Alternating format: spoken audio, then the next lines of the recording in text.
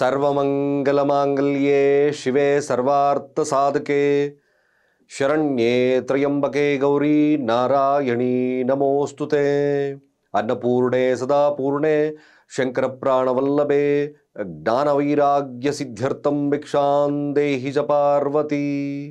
ಓಂ ಶ್ರೀ ಗುರುಭ್ಯೋ ನಮಃ. ಸಮಸ್ತ ತುಳಸಿ ವೀಕ್ಷಕರಿಗೆ ಶಿವಸ್ವಾಮಿ ಗುರುಜಿಯ ಅನಂತ ನಮಸ್ಕಾರಗಳು. ಸ್ನೇಹಿತರೆ, ತಮಗೆಲ್ಲರಿಗೂ ಕೂಡ ಅಡ್ವಾನ್ಸ್ ಆಗಿ ಹೇಳ್ತಕ್ಕಂಥ ಕೆಲಸ ಮಾಡ್ತಾ ಇದ್ದೇನೆ. ತಮಗೆಲ್ಲರಿಗೂ ಕೂಡ ಗೌರಿ ಹಬ್ಬದ ಶುಭಾಶಯಗಳು. ಈ ಗೌರಿಯ ಹಬ್ಬದ ವಿಶೇಷತೆ, ಸಡಗರ, ಹಾಗೆ ನಾವು ಗೌರಿಯನ್ನು ಸ್ಥಾಪನೆ ಮಾಡ್ತಕ್ಕಂಥದ್ದು, ಗೌರಿಯ ಮಹತ್ವ, ಗೌರಿಯನ್ನು ಸ್ಥಾಪನೆ ಮಾಡ್ತಕ್ಕಂಥದ್ದು, ಗೌರಿಗೆ ಹೇಗೆ ಬಾಗಿನವನ್ನು ಅರ್ಪಿಸಬೇಕು, ಆ ಬಾಗಿನದಲ್ಲಿ ಇಡ್ತಕ್ಕಂಥ ಮಂಗಳ ದ್ರವ್ಯಗಳಾದರೂ ಯಾವುದು, ಹಾಗೆ ವಿಶೇಷವಾಗಿ ಈ ನಮ್ಮ ಗೌರಿಯ ಪೂಜೆಯ ಪ್ರಧಾನವಾಗಿರ್ತಕ್ಕಂಥದ್ದಾದರೂ ಏನು. ಏಕೆಂದರೆ ಈ ನಮಗೆ ಭಾಳ ಭಾದ್ರಪದ ಮಾಸ ವಿಶೇಷವಾಗಿರ್ತಕ್ಕಂಥ ಮಾಸ ಅಂತ ನಾವು ನೋಡಿದ್ವಿ. ಅದರಲ್ಲೂ ವಿಶೇಷತೆ ಈ ಗೌರಿ ಗಣೇಶ ಹಬ್ಬದ ಒಂದು ಸಡಗರ ಅಂತ ನೋಡಿದ್ವಿ. ಇಡೀ ನಾಡ ಹಬ್ಬವಾಗೇ ನಾವು ಗೌರಿ ಗಣೇಶ ಹಬ್ಬವನ್ನು ಮಾಡ್ತೇವೆ. ಮೊದಲು ಭಾಳ ವಿಶೇಷತೆ ಏನಪ್ಪ ಅಂದರೆ ಆ ಮಹಾತಾಯಿ ಭೂಮಿಗೆ ಬರ್ತಕ್ಕಂಥ ಶುಭ ಸಮಯ, ಶುಭ ದಿನ ಅಂತ ಕೂಡ ನೋಡಿದ್ವಿ. ನಿಜವಾಗ್ಲೂ ಇದೊಂದು ಅತ್ಯಂತ ಸುದಿನದ ಕಾಲ. ನಾವು ಆಧ್ಯಾತ್ಮಿಕವಾಗಿ ಗೌರಿ ಅಂದರೆ ಪಾರ್ವತಿ ದೇವಿ ತನ್ನ ತವರು ಮನೆ ಭೂಮಿಗೆ ಬರ್ತಕ್ಕಂಥ ಸಮಯ. ಆಕೆಗೆ ಬಾಗಿಡವನ್ನು ಪ್ರದಾನವಾಗಿ ಕೊಟ್ಟು ಆಕೆಯ ಆಶೀರ್ವಾದವನ್ನು ಪಡಿತಕ್ಕಂಥದ್ದು ಭಾಳ ಮುಖ್ಯ. ಅದರಲ್ಲಿ ವಿಶೇಷತೆ 16 ಷೋಡಶ ಲಕ್ಷ್ಮಿಯರನ್ನು ನಾವು ಒಲಿಸ್ಕೊಳ್ತಕ್ಕಂಥ ಸಮಯ. ಅಷ್ಟು ಶಕ್ತಿಯನ್ನು ಇಟ್ಕೊಂಡಿರ್ತಕ್ಕಂಥ ಏಕೈಕ ದೇವತೆ ಆ ಗೌರಿ ಮಾತೆ, ಪಾರ್ವತಿ ಮಾತೆ ಅಂತ ಎಲ್ಲ ಕರೆದ್ವಿ. ಪ್ರತಿಯೊಂದಕ್ಕೂ ಕೂಡ ಸ್ವಾಭಾವಿಕ ವೈಜ್ಞಾನಿಕವಾಗಿರ್ತಕ್ಕಂಥ ನೆಲೆಗಟ್ಟುಗಳಿದೆ. ನಾವು ಅದನ್ನು ಸಾಂಪ್ರದಾಯಿಕವಾಗಿ ಮಾಡ್ತಕ್ಕಂಥ ಕೆಲಸ ಮಾಡ್ತಿದ್ದೇವೆ. ಆದರೆ ಕೆಲವೊಂದು ತಿಳಿದು ಹಾಗೆ ತಿಳಿದಲೋ ಮಾಡ್ತಕ್ಕಂಥವು ಕೆಲವೊಂದು ನಾವು ಮಾಡ್ತೇವೆ. ಒಟ್ಟಾರೆಯಾಗಿ ನಾವು ಬಾಗಿನದಲ್ಲಿ ಇರ್ತಕ್ಕಂಥ 16 ಥರದ ವಸ್ತುಗಳಾದರೂ ಹೇಗೆ, ಗೌರಿಯ ಪ್ರತಿಷ್ಠಾಪನೆ ಸಮಯವಾದರೂ ಹೇಗೆ, ಗೌರಿಯನ್ನು ಹೇಗೆ ಆರಾಧನೆ ಮಾಡಬೇಕು, ಪ್ರತಿಯೊಂದು ವಿಚಾರಗಳನ್ನು ನಿಮ್ಮ ಮುಂದೆ ನಾನು ತಿಳಿಸ್ತೇನೆ. ಆಧ್ಯಾತ್ಮಿಕವಾಗಿ ಹೋಗೋದಿಲ್ಲ, ಯಾಕೆಂದರೆ ಆಧ್ಯಾತ್ಮಿಕವಾಗಿ ಎಲ್ಲರಿಗೂ ಗೊತ್ತಿರತಕ್ಕಂಥ ವಿಚಾರ. ಗೌರಿ ಮನೆಗೆ ಅಂದರೆ ತವರು ಮನೆಗೆ ಬಂದು ತದನಂತರ ಆ ಗೌರಿ ಮಾತೆಯನ್ನು ಕರ್ಕೊಂಬರೋದಕ್ಕೆ ಗಣೇಶನನ್ನು ಆ ಶಿವ ಕಳಿಸ್ತದೆ. ಎಲ್ಲ ವಿಚಾರಗಳು ಗೊತ್ತು. ಇವೆಲ್ಲ ವಿಚಾರಗಳು ಎಲ್ಲ ಆಧ್ಯಾತ್ಮಿಕ ವಿಚಾರಗಳಲ್ಲಿ ಎಲ್ಲ ಒಂದು ಹೇಳ್ತೀವಿ. ಆದರೆ ನಮ್ಮ ಚಾನಲಲ್ಲಿ ಭಾಳ ವಿಶೇಷವಾಗಿ ಯಾವ ರೀತಿ ತಾಯಿಗೆ ಬಾಗಿನವನ್ನು ಅರ್ಪಿಸಬೇಕು, ಹಾಗೆ ಸುಮಂಗಲಿಗರ ಆಶೀರ್ವಾದವನ್ನು ಹೇಗೆ ತಗೋಬೇಕಾಗುತ್ತೆ, ಆ ಗೌರಿ ಮಾತೆಯ ಆಶೀರ್ವಾದ ಹೇಗೆ ತಗೋಬೇಕಾಗುತ್ತೆ, 16 ಥರದ ವಸ್ತುಗಳನ್ನು ಗೌರಿ ಅಂದರೆ ಆ ಬಾಗಿಣಕ್ಕೆ ಅರ್ಪಿಸಿ ಆ ಷೋಡಶ ಲಕ್ಷ್ಮಿಯರ ಆಶೀರ್ವಾದವನ್ನು ತಗೊಳ್ತಕ್ಕಂಥದ್ದು ಹೇಗೆ. ಎಲ್ಲರೂ ಕೂಡ ಸರ್ವೇ ಸಾಮಾನ್ಯವಾಗಿ ನಾವು ಕೆಲವೊಂದು ವಸ್ತುಗಳನ್ನು ಇಡ್ತೀವಿ. ಆದರೆ ವಿಶೇಷವಾಗಿರ್ತಕ್ಕಂಥ ಈ ವಸ್ತುಗಳು ಯಾವುದಕ್ಕೆ ಪ್ರಧಾನವಾಗಿ ಯಾವ ಲಕ್ಷ್ಮಿಯನ್ನು ಆಡಳಿತ ಮಾಡ್ತಕ್ಕಂಥದ್ದಿರುತ್ತೆ ಎಲ್ಲ ವಿಚಾರ ತಿಳಿಸ್ತೀನಿ. ಶುಭ ಸಮಯ ಯಾವುದು, ಖಂಡಿತವಾಗಿ ನಮ್ಮ ವಿಡಿಯೋ ಯಾರು ಸ್ಕಿಪ್ ಮಾಡೋಕ್ಕೆ ಹೋಗಬೇಡಿ.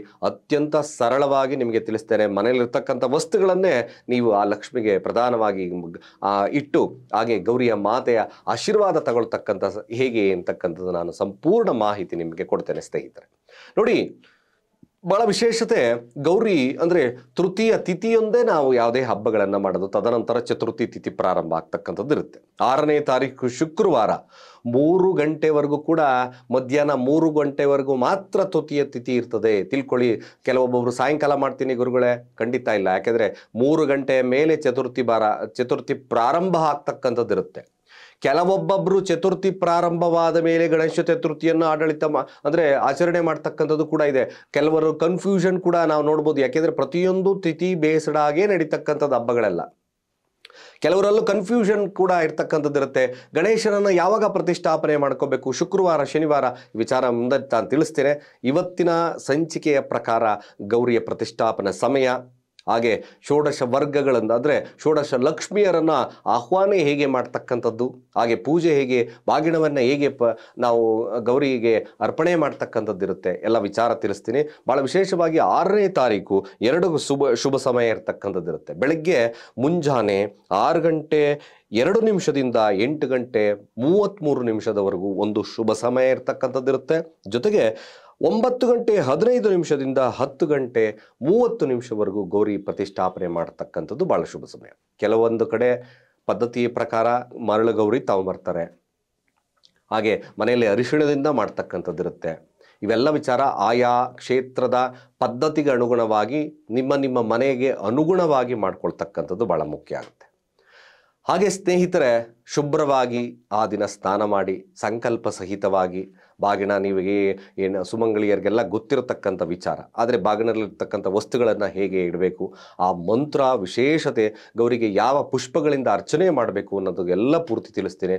ಭಾಳ ವಿಶೇಷ 16 ವಸ್ತುಗಳನ್ನು ನೀವು ಗೌರಿ ಕಲಶ ಸ್ಥಾಪನೆ ನೀವು ಮಾಡ್ಕೊಳ್ತಕ್ಕಂಥದ್ದೆಲ್ಲ ಗಂಗಾವನ್ನು ಹಾಕಿ, ಅರಿಶಿಣ ಕುಂಕುಮವನ್ನು ಹಾಕಿ, ಹಾಗೆ ಅದಕ್ಕೆ ಒಂದು ಅಡಿಕೆ ಅಡಿಕೆ ಚೂರನ್ನು ಹಾಕ್ತಕ್ಕಂಥ ಕೆಲಸ ಮಾಡಿ, ಜೊತೆಗೆ ಕಳಶ ಸ್ಥಾಪನೆಯನ್ನು ಮಾಡ್ಕೊಳ್ತಕ್ಕಂಥದ್ದು. ಅಕ್ಕಿಯ ತಟ್ಟೆ ಮೇಲಿಟ್ಟು ಆ ಸ್ವಸ್ತಿಕನ್ನು ಬರೆದು ಆ ಕಳಶ ಸ್ಥಾಪನೆಯನ್ನು ಮಾಡ್ಕೊಳ್ಳಿ. ಹಾಗೆ ಭಾಳ ವಿಶೇಷತೆ, ನೀವು ಪೂಜೆ ಹಾಗೆ ಗೌರಿಗೆ ಕೊಡ್ತಕ್ಕಂಥ ಬಾಗಿಣದಲ್ಲಿ 16 ರೀತಿಯ ವಸ್ತುಗಳು ಯಾವವಾಗಿರ್ತದೆ. 16 ರೀತಿಯ ವಸ್ತುಗಳು ತರಹ ನೋಡಿ, 16 ರೀತಿಯ ಲಕ್ಷ್ಮಿ, ಷೋಡಶ ಲಕ್ಷ್ಮಿಯರ ಆಶೀರ್ವಾದ ಸಿಗ್ತಕ್ಕಂಥ ಸಮಯ. ನೋಡೋಣ ಒಂದೊಂದಾಗಿ. ಅರಿಶಿಣ ಹಾಗೆ ಕುಂಕುಮದ ಸಂಕೇತವಾಗಿ ಗೌರಿಯ ಗೌರಿ ದೇವಿ ಹಾಗೆ ಮಹಾಲಕ್ಷ್ಮಿಯ ಸಂಕೇತಿಕವಾಗಿ ನಾವು ಈ ಅರಿಶಿಣ ಕುಂಕುಮವನ್ನು ಇಡ್ತಕ್ಕಂಥದ್ದು ನಾವು ನೋಡ್ತೀವಿ. ಹಾಗೆ ವಿಶೇಷವಾಗಿ ಎರಡನೇದಾಗಿ ನಾವು ನೋಡ್ತಕ್ಕಂಥದ್ದು ಕನ್ನಡಿ. ವಿಶೇಷವಾಗಿ ಕನ್ನಡಿ ಇಡ್ತೀವಿ, ಅದು ರೂಪಲಕ್ಷ್ಮಿಯ ಸಂಕೇತವಾಗಿ ಕೊಡ್ತಕ್ಕಂಥದ್ದಿರುತ್ತೆ. ಹಾಗೆ ಕಾಡಿಗೆ ಲಜ್ಜಾಲಕ್ಷ್ಮಿಯನ್ನು ಸಾಂಕೇತಿಕವಾಗಿರ್ತಕ್ಕಂಥದ್ದಿರುತ್ತೆ. ಹಾಗೆ ಹಕ್ಕಿ ಶ್ರೀಲಕ್ಷ್ಮಿಯ ಸಂಕೇತ, ಹಾಗೆ ತೊಗರಿಬೇಳೆ ವರಲಕ್ಷ್ಮಿಯ ಸಂಕೇತ, ಹಾಗೆ ಉದ್ದಿನ ಬೇಳೆ ಸಿದ್ಧಲಕ್ಷ್ಮಿ ಸಂಕೇತಿಕವಾಗಿರ್ತಕ್ಕಂಥದ್ದಿರುತ್ತೆ. ತೆಂಗಿನಕಾಯಿ ಸಂತಾನಲಕ್ಷ್ಮಿ ಸಂಕೇತ, ವೀಳ್ಯದೆಲೆ ಧನಲಕ್ಷ್ಮಿಯ ಸಂಕೇತ ಇರ್ತಕ್ಕಂಥದ್ದಿರುತ್ತೆ. ಅಡಿಕೆ ಇಷ್ಟಲಕ್ಷ್ಮಿಯನ್ನು ಬೇಡ್ಕೊಳ್ತಕ್ಕಂಥದ್ದಿರುತ್ತೆ. ಹಾಗೆ ಫಲ ಹಣ್ಣುಗಳನ್ನು ಇಡ್ತಕ್ಕಂಥದ್ದು ಜ್ಞಾನ ಲಕ್ಷ್ಮಿಯ ಸಂಕೇತ ಇರ್ತಕ್ಕಂಥದ್ದಿರುತ್ತೆ. ಬೆಲ್ಲ ರಸಲಕ್ಷ್ಮಿಯ ಸಂಕೇತ ಅಂತ ನೋಡಿದ್ವಿ.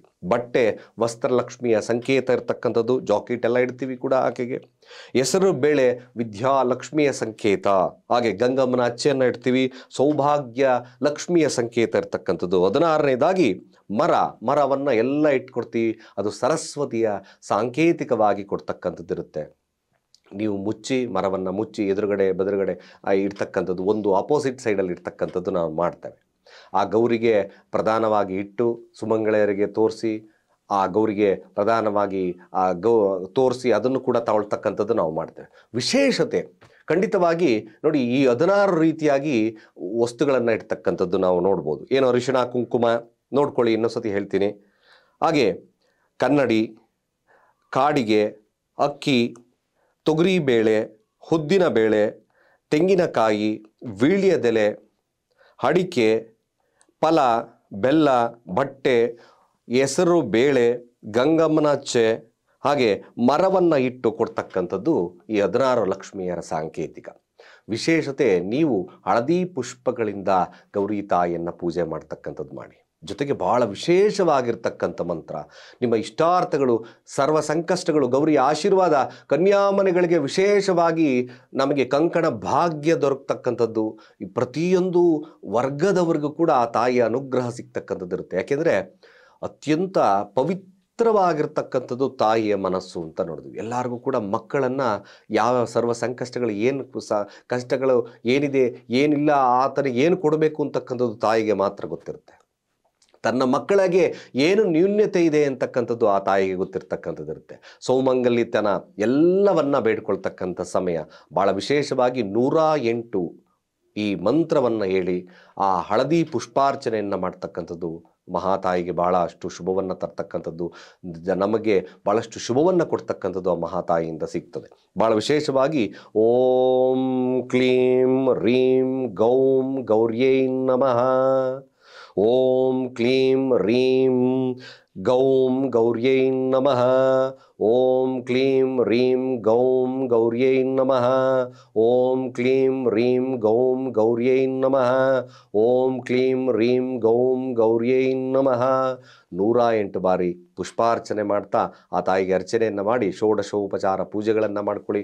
ನಿಮ್ಮ ಇಷ್ಟಾರ್ಥ ಸಿದ್ಧಿಯ ಜೊತೆ ಆ ತಾಯಿಯ ಆಶೀರ್ವಾದ ಸಿಕ್ಕಿ ಮುಂದೆ ಸಂಕಷ್ಟಗಳು ದೂರ ಆಗ್ತಕ್ಕಂಥದ್ದಿರುತ್ತೆ. ಸಂಕಷ್ಟಗಳನ್ನು ದೂರ ಮಾಡೋದಕ್ಕೋಸ್ಕರನೇ ಗಣೇಶ ಬರ್ತಾ ಇದ್ದಾರೆ. ಗಣೇಶ ಚತುರ್ಥಿಯ ಮಹತ್ವ, ಗಣೇಶ ಪ್ರತಿಷ್ಠಾಪನೆ ಯಾವಾಗ ಅಂತ ತಿಳಿಸ್ಕೊಡ್ತೇನೆ. ಸಾಧ್ಯವಾದಷ್ಟು ನಮ್ಮ ವಿಡಿಯೋಸ್ನ ಶೇರ್ ಮಾಡಿ. ಯಾವ ಸಮಯಕ್ಕೆ ಕಳಸ ಪ್ರತಿಷ್ಠಾಪನೆ ಮಾಡ್ಕೋಬೇಕು, ಬಾಗಿನ ಯಾವಾಗ ಅರ್ಪಿಸಬೇಕಾಗ್ತದೆ, ಎಲ್ಲ ವಿಚಾರಗಳನ್ನು ನಿಮಗೆ ತಿಳಿಸಿದ್ದೇನೆ. ಶುಭ ಸಮಯ ನಮ್ಮ ವಿಡಿಯೋದ ಚಾನಲಲ್ಲಿ ನಿಮಗೆ ಡಿಸ್ಪ್ಲೇ ಮೂಲಕ ಸಿಗುತ್ತೆ. ಖಂಡಿತವಾಗಿ ನಮ್ಮ ಚಾನಲ್ ಯಾರ್ಯಾರು ಸಬ್ಸ್ಕ್ರೈಬ್ ಆಗಿಲ್ಲ ಸಬ್ಸ್ಕ್ರೈಬ್ ಆಗಿ ನಿಮ್ಮ ಅನಿಸಿಕೆ ಅಭಿಪ್ರಾಯವನ್ನು ಕಾಮೆಂಟ್ ಮಾಡಿ. ಮತ್ತೊಮ್ಮೆ ಗೌರಿ ಹಬ್ಬದ ಶುಭಾಶಯಗಳನ್ನು ಜನತೆಗೆ ಕೋರ್ತಾ ಒಳ್ಳೆಯದಾಗಲಿ ಅಂತ ಕೇಳ್ತಾ ಸರ್ವೇ ಜನ ಸುಖಿನೋ ಭವಂತು.